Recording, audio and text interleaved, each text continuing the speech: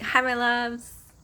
Okay, so lately I've been making all these connections between physics or like the laws of nature and how things work and my daily life. And it's been like super impactful and like super inspiring, like, and just like super motivating. And it helps me like work with life so much more. Things flow so much more easy and like, oh my gosh, y'all, I'm like in this physics like awakening, like just making all these connections, and it's super beautiful and amazing. And so I want to share one little awareness realization that I had today, that it feels like it's impacted my life and will impact my life so much more deeply.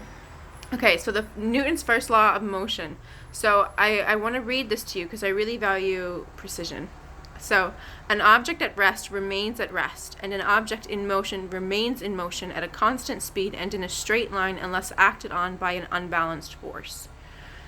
Okay, and so where I noticed this coming into my life is with my conditioning activity. So I just took a couple of days off because I felt like, so it was my birthday, and then also like I had a day where I was I just felt the flow for doing some, like I was inspired to record this reel series. I recorded like 18 videos like in one fell swoop. And so I felt really called to that, and like I never really take any days off, and so I was like, okay, these will be my days off.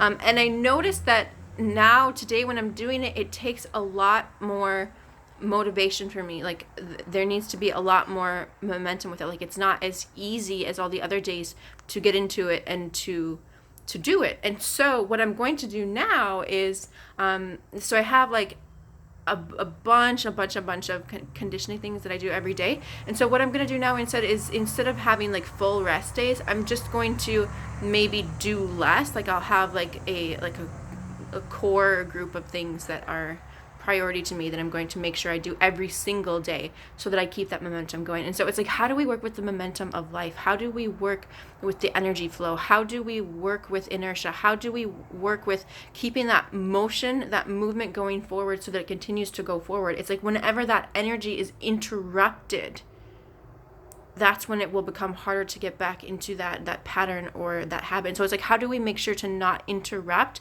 or not disturb the momentum, keep the momentum going? Yeah, and I invite you to play with this in your life. Yeah, where is the momentum of life guiding me, and how can I follow that and not interrupt that motion and that energy? Happy playing.